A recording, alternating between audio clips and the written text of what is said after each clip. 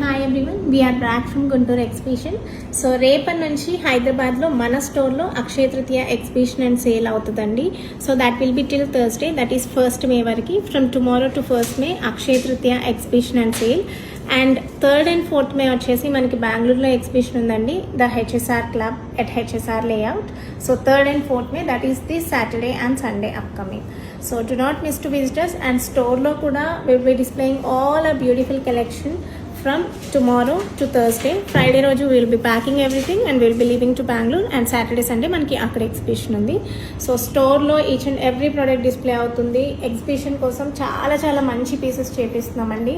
So these are the sample collection that we are showing right now. ఇలాంటి pieces ఇంకెన్నెన్నో ఉన్నాయి.